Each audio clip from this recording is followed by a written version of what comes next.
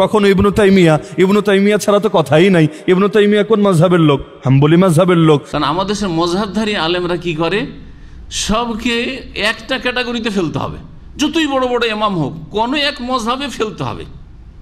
দিয়ে ইবনে তাইমিয়া রাহমাতুল্লাহর মতো মুজতাহিদকে আর সালাফিদের ইমামকে, জি হ্যাঁ সালাফিদের ইমাম আবু হানিফা, শাফি, মালিক, আহমদ সকলে, তারা যেমন চার ইমাম, যেমন সালাফিদের আহলে হাদিসদের ইমাম, তেমনই ইবনে তাইমিয়া রাহমাতুল্লাহ আলাইহি আহলে হাদিসদের ইমাম।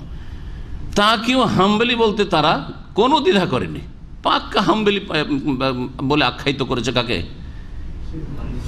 ইবনে তাইমিয়া রাহমাতুল্লাহ আলাইহি। তো হাম্বলি, আবার হাম্বলি মযহাব বাদ দিয়ে হানাফি ফতোয়াকে কি করে প্রাধান্য দিলেন? বুঝতে পারছেন না?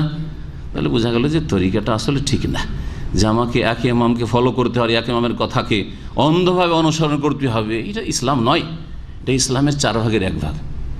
তো যে মনে করবে যে এই একজন ইমামের অনুসরণ করা ফরজ, এই ইমামদের মধ্য থেকে অন্য ইমামের কোনো কথা নেওয়া যাবে না, আর ইমামের ভুল হইতে পারে, ফাইন্নাহু ইয়াজিবু আন ইউস্তাতাব, তাকে তওবা করতে বলা হবে। এমন গুমরাহ যে তাকে কি বলা হবে? মুসলিম শাসক তার কাছ থেকে তওবা তলব করবে, ইস্তিতাবা মানে তওবা করতে বলবেন মুসলিম শাসক।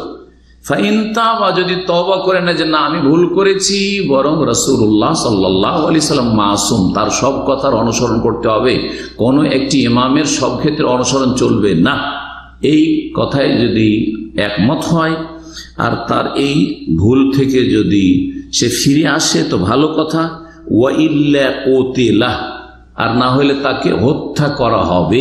সুবহানাল্লাহ।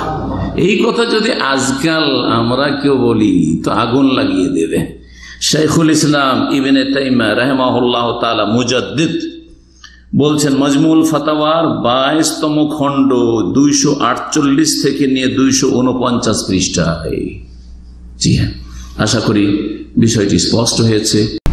ইসলাম হচ্ছে যে 4 ইমামের উক্তিকে তুলনামূলক স্টাডি করতে হবে, তারপরে যেটা শক্তিশালী সেটা নিতে হবে। কারণ আমাদের সকলের উদ্দেশ্য হচ্ছে কাকে ফলো করা? মুহাম্মদ রাসূলুল্লাহকে ফলো করা, তার অনুসরণ করা।